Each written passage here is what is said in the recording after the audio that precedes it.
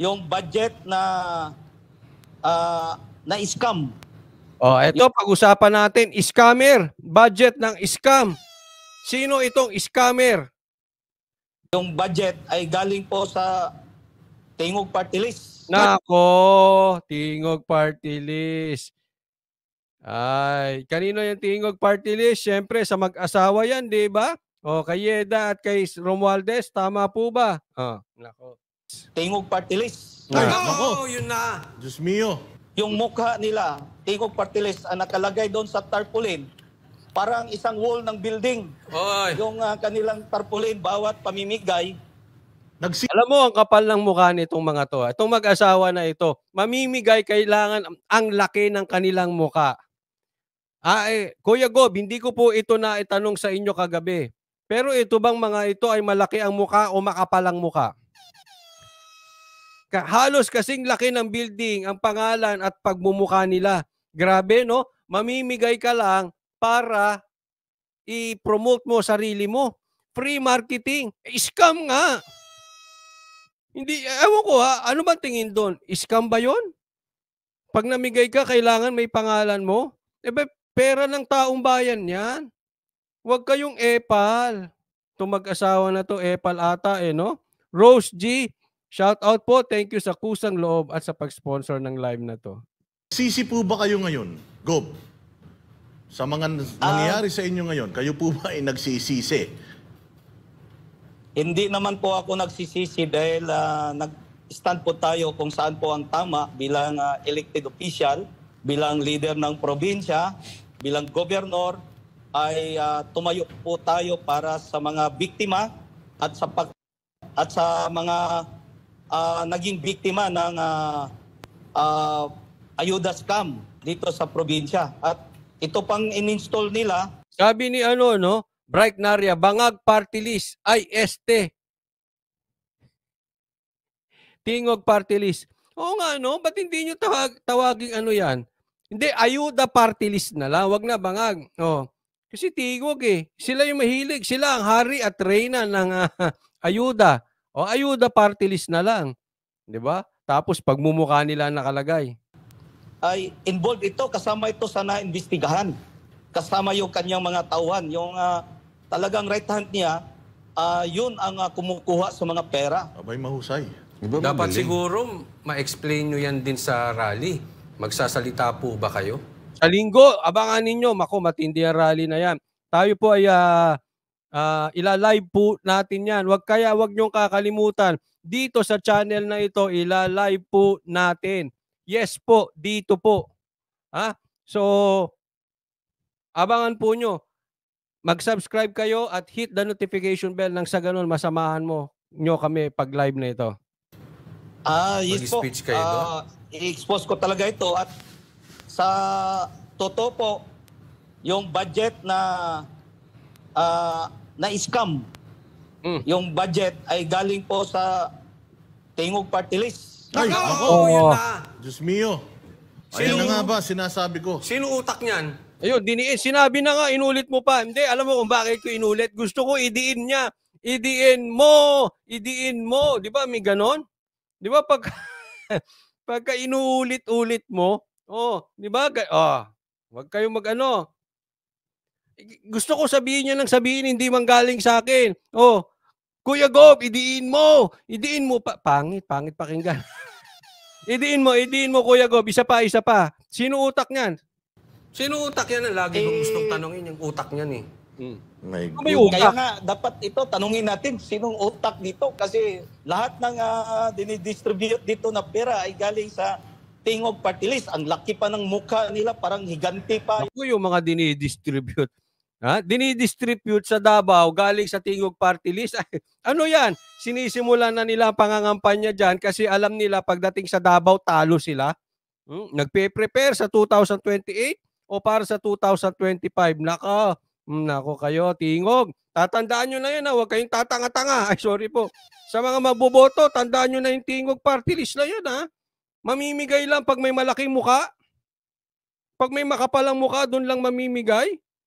May tama ba yan? Hindi ako nagsabi niyan, sino utak niyan, Kuya Gob? Pakiulit. Grabe. Malaki pa dapat kay mas- Boss Dagat. Dapat mas ang nilakihan nilalagay nyo yun nila. sa inyo, Gob. Kung palakihan ng mukha pala ang laban, mananalo tayo riyan. Tingog, no? isipin mo Tingog. yung mukha. Nangasar ako. Ulitin mo kasi. Gusto kong iulit. Pag ganyang bakbakan, kailangan hindi mo nang bumakat. Nila, Tingog Party List, ang nakalagay doon sa tarpaulin, parang isang wall ng building. Oh, Tama dito sabi, mukha party list. Dapat yan na lang pangalan nyo, wag tingog. Puro mukha nyo nakalagay. Ang kakapal ng mukha nyo. Naku, dapat ipagbawal na yan yung magbibigay ka, tas ay pamimigay mo pera ng taong bayan, tapos mukha mo nakalagay. Mga ipokrito kayo. Nanay Morning Dew, shout out. Galit ka, hindi kasi, ayaw idiin ni Kuya Gob. Hindi, sige, tuloy tayo. Hindi, saludo ako sa iyo, Kuya Gob, ha. Oo. Nasermonan tuloy siya ni Banat Bay. Sunod ka kasi ng sunod, eh. Ay, suway ka kasi ng suway, sermonan, nasuspindi ka tuloy. Dapat sumipsip ka. Yung kanilang tarpaulin, bawat pamimigay, nakalagay doon, Yeda Romualdez, tapos Congressman Yeda, Speaker Martin Romualdez. nako, malaki nga. Lagi na nang At involve yung mga nandoon yan. din ang mukha ni Presidente at yung mga local officials dito na tandem nila. Yung mga kanilang mga political elected dito sa Davao del Norte. Totoo po. Yan po ang pasabog, ha? Alam nyo po, kaya itong ginagawa nito nga party list na to na paghahanda, kaya wala pong talagang maniwala sa inyo. Ha? Kayo, Tingog Party List, kayong mag-asawa, tambaluslos. Kaya asar na asar ang taong bayan. Eh. Kaya kayong mga, alam nyo, kayong mga vloggers, sige pa rin ang tanggol nyo dyan. Tama po ba yan? Laging namimigay? Ayuda, mukha nilang nakalagay. Kaya po galit sila kay Kuya Gob. Di umano, ang naglathala, ang nagbulgar, ang nagpasabog ng PI scam ay si Kuya Gob. Kaya saludo kami sa iyo, Kuya Gob. Hindi ka po natakot sa mag-asawang yan. Hindi ka natakot sa mga pasimuno ng PI. Kasi pag ikaw ay kumontra sa PI, may kalalagyan ka. Unless siguro ikaw si Amy Marcos, hindi nila matabig masyado kasi kapatid. Pero yung mga nag-booking ng PI, nako, galit sila dyan. Siya po ang nag-booking yan. Kaya alam nyo, stay tuned kayo sa rally sa Sunday. Kung hindi kayo makapunta, gaya namin, hindi makapunta, stay tuned kayo kasi galit si Tatay Digong. Kaya napaka-wrong move ng pagsuspinde dito kay Kuya Gob.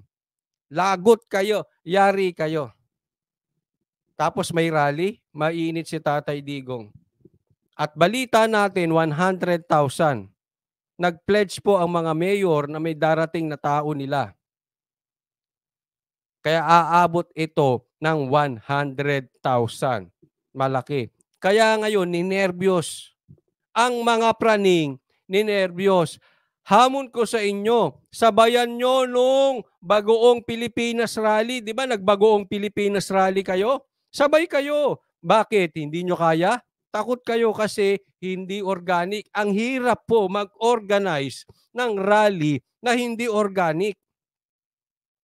Ang hirap maghakot. Pero pag ang rally ay organic, sabihan mo lang yung mga tao, tara, pupunta yan. Bakit? Gusto nila eh. Oh. Anong banyan ko yung live mo, Coach Oli? Anong banyan? Sabi dito ni Nets J, salamat Kuya Gob. Masaya kami mga taga-Tagum City, Davao del Norte. Kami mga supporters, pinili sa katotohanan. Kuya Gob, proud kami. Alam mo, nakakaingit kayo mga taga-Davao, ha? Matitino yung mga politiko nyo dyan. Ewan ko ba? Ba't na lahat na lang nagpunta dyan? Dapat yung mga matatinong Ay, kayo namang mga matitinong mga politiko dyan sa Davao, lumaalis naman kayo sa Davao. Dapat tumakbo kayo sa national nang pakinabangan kayo ng buong Pilipinas. Kasi kung nasa Davao lang kayo, lugi kami. Diyan na lang walang droga. Diyan na lang walang korupsyon. Mababa lahat ng krimen. Dito sa aming lugar, nuknukan ng korap, nuknukan ng magnanakaw. Puro pa-adik. Kawawa kami nito. Tatay Digong, i-convince mo naman yung mga matitinong politiko dyan sa Davao. Tumakbo sa national ng may makasilbi naman tong mga... Kasi itong mga politiko namin dito, wala. Mahilig lang mag-imbestiga. Grandstanding ang kinakalabasan nitong nasa national. Oh. Mga duwag. Takot kalabanin ng mga adik. Di ba? Takot sa drug lords. Takot sa mga smuggler. O real talk tayo. Meron na bang naimbestigahang smuggler? Wala pa rin. Wala. Ang tagal-tagal na yan. Yang drug war na yan. Dapat yan balik na naman. Nanunumbalik na naman ang mga adik sa bansang Pilipinas.